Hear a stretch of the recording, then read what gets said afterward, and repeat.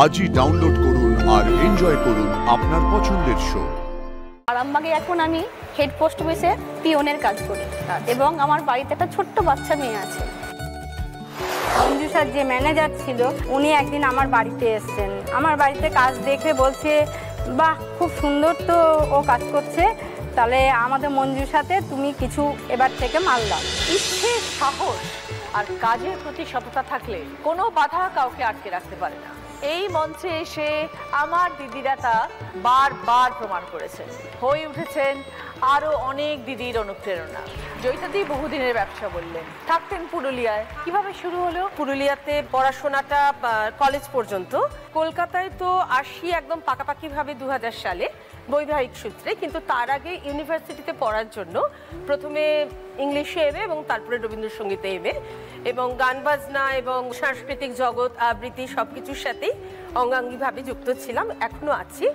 তো এরপরে এই যে কাজটা পড়ানো গান শেখানো, এটা আমার ভীষণ পছন্দের কাজ। আজও আমি অফলাইন এবং অনলাইনে এই কাজগুলো করি, কিন্তু মনে হলো কোথাও যে স্কুলে বা ইউনিভার্সিটিতে বা কলেজে কোথাও পড়ালে আমাকে তো কারুর আন্ডারে থেকে কাজ করতে হবে যতক্ষণ না আমি একদম টপ লেভেলে পৌঁছাতে পারি। তো এই জায়গা থেকে মনে হলো যে একদম নিজের মতো করে কিছু ভাবনা চিন্তা করে করলে কীরকম হয়। আমি লখনৌ গিয়েছিলাম গানেরই সূত্রে, তো সেখানে অনুষ্ঠানের পরে ওরা আমাদের পুরো শহরটা ঘুরে দেখায়। তো তখন আমার দেখে মনে হয় যে এখানে এত ভালো হাতের কাজ এবং এত ভালো এদের ক্রাফটম্যানশিপ, যেটা এটা তো আমাদের কলকাতায় নেই, একেবারে আলাদা। তাহলে এটা নিয়ে কাজ করলে কীরকম হয়। আমার প্রথম সেই পড়ানো এবং গান শেখানোর টাকা যেটা মাত্র 12,000 টাকা, তো সেইটা দিয়েই আমার এই জয়িতা সিলেকশন, এই নামটা কিন্তু আমার হাজবেন্ডেরই দেওয়া। তো এই জয়িতা সিলেকশনের যাত্রা শুরু হলো। তো এটা তো আমি শুধু আমার এই চাইল্ড যে জয়িতা সিলেকশন লখনৌ চিকন তার কথা বললাম। এখানে আমাদের বিভিন্ন ধরনের প্রোডাক্ট থাকে, যেরকম শর্ট কুর্তি, লং কুর্তি, শাড়ি, প্রত্যেকটার কাজ একেবারে আলাদা, ভীষণ সুন্দর। তো এই কাজ করতে করতে আমার 2002 থেকে 2005-এর মধ্যে আমার মনে হলো যে একা একেবারে কাজ করে কি খুব আনন্দ হয় না, সবাইকে নিয়ে কাজ করতে পারলে, পথ চলতে পারলে আরো ভালো লাগে। তো সেই ভাবনা চিন্তা থেকে ধরুন এরকম অনেক ওমেন এন্টারপ্রেনিয়র্স আছেন যারা সারা বছর কাজ করতে চান, কিন্তু তাদের কোনো পার্মানেন্ট রিটেল আউটলেট নেই।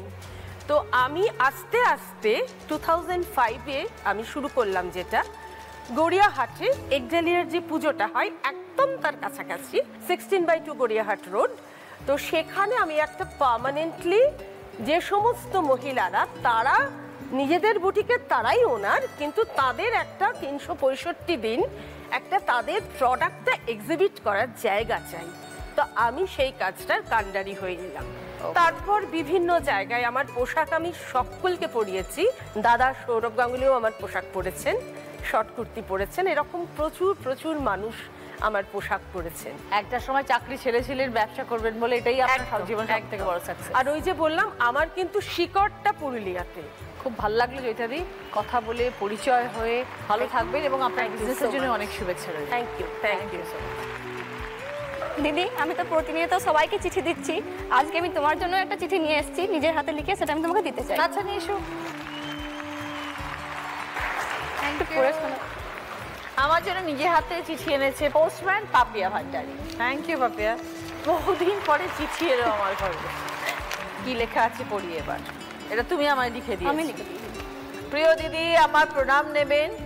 শুধু রক্তের সম্পর্কেই আত্মীয় হয় না, হৃদয়ের সম্পর্কে আপনি আমার ভীষণ আপন। ছোট থেকে আপনাকে দেখেছি, দিদি নাম্বার 1-এর মঞ্চেই জেনেছি আপনার জীবনে ওঠা পড়ার গল্প, অথচ আপনার মুখে হাসি সবসময় লেগেই আছে।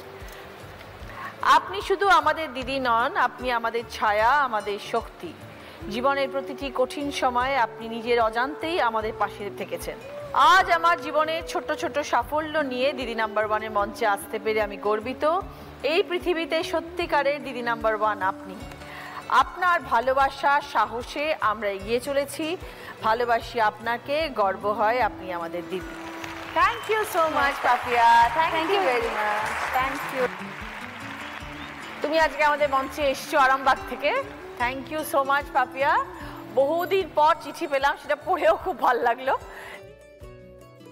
আমরা সবসময় দেখেছি পোস্টম্যানদের 365 দিন সে যেরকমই ওয়েদার হোক না কেন, কখনো ঝড় হোক, রোদ হোক, বৃষ্টি হোক, তারা তাদের কাজ করে যাচ্ছে সাইকেল চালিয়ে, যে যার মতন চলছে এবং প্রত্যেকের ঘরে যাচ্ছে এবং তাদের চিঠি পৌঁছাচ্ছে। তো একটাই কথা আছে, রান্না ছুটেছে তাই ঝুমঝুম ঘন্টা বাজছে। টাফ প্রফেশনে কেন আসলে? ছোটবেলায় জানলার বাইরে তাকিয়ে থাকতাম, তখন দেখতাম আমারই মতো এরকম ড্রেস পরে একটা কাকু আসতো সাইকেলে করে, এরকম বেল বাজি বাজি চিঠি আছে বলতো। তখন এই জিনিসটা বুঝতাম না। তারপর যখন 2015 সালে একটা ভ্যাকেন্সি বেরোলো পোস্ট অফিসে, সেটা অ্যাপ্লাই করলাম এবং অ্যাকর্ডিং টু মার্কস সেটা আমি সিলেক্টেড হলাম। সেই সিলেকশন হওয়ার পর আমার পোস্টিং হলো প্রত্যন্ত একটা গ্রামে। সেটা কোথায়? সেটা ছিল গোঘাটের সুনিয়া জায়গা, এবং সেই হাট ফাঁকানের এবং গ্রামের মানুষদের সঙ্গে বুঝিয়ে পরিবেশে কাজ করতে করতে 5 বছর কাটালাম। এবং তারপর রিসেন্ট 3 বছর হলো আমি প্রমোশন হয়ে পরীক্ষা দিয়ে এই পোস্টে এসেছি। তখন কোথায় পোস্টিং হলো? এই আরামবাগ হেড অফিসে পোস্টিং হলাম। পরিবারে কে কে আছেন? আমার পরিবারে আমার হাজবেন্ড, আমার শাশুড়ি, আমার মেয়ে। হাজবেন্ড কি করেন? হাজবেন্ড টিচার আছে। ভালো থেকো পাপিয়া। নমস্কার। নমস্কার, তোমাকেও খুব ভালো থেকো। এত সুন্দর শোলার কাজ অমিতা দি,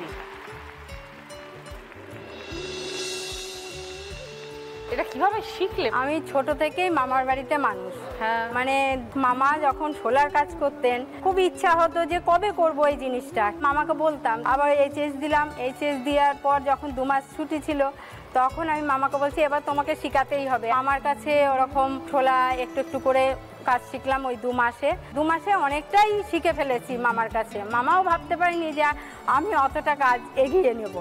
দিয়ে মামার মঞ্জুসায় চাকরি করতেন আমার মামা।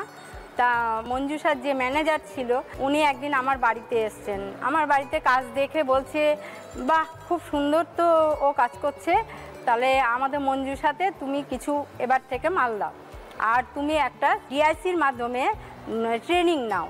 কেন সার্টিফিকেটের তো দরকার আছে, যতই আমি কাজ শিখি না কেন কাজের একটা সার্টিফিকেটের দরকার। তখন আমি ওই ডিআইসিতে গেলাম। ডিআইসির যে ম্যানেজার উনি আমাকে এখানে কলকাতা বারুইপুর এক্সপেরিমেন্টাল অফিসে ওখানে ট্রেনিং ব্যবস্থা করে দিলেন 6 মাসের জন্য। তো এখানে আমি 6 মাসের ট্রেনিং নিয়েছি দিদি। এই কাজটার জন্য আমি 2003-এ জেলা পুরস্কারও পেলাম আর রাজ্য পুরস্কারও পেয়েছি। এবং বিভিন্ন যে হস্তশিল্প মেলাগুলো হয়, সরকারি হস্তশিল্প মেলা, এবং আমি দিদি এই করে আমি স্বামী দুইজনাই ছেলে মেয়েকে মানুষ করছি। কিরকম লাগে টাইম এক একটা করতে? এরকম ছোট জিনিস যেগুলো দেখছেন সেগুলো করতে আপনার 2 দিন লাগে, যেগুলো বড় জিনিস সেগুলো 7 দিনও লাগে, 5 দিনও লাগে। আপনাদের মতো মানুষরা আছে বলে অমিতা দি এবং আপনার মতো অনেক এরকম ধরনের কাজ করছেন। হ্যাঁ। আমাদের পশ্চিমবাংলা তথা বাংলার আমাদের শিল্পকলা এখনো বেঁচে আছে, আপনাদের মাধ্যমে সারা পৃথিবীতে পৌঁছে যাচ্ছে। ভালো থাকবেন দিদি, সুস্থ থাকবেন, আর এইরকম ভাবে সুন্দরভাবে কাজ করে যান, আরো নাম করুন, আরো উপরে উঠুন।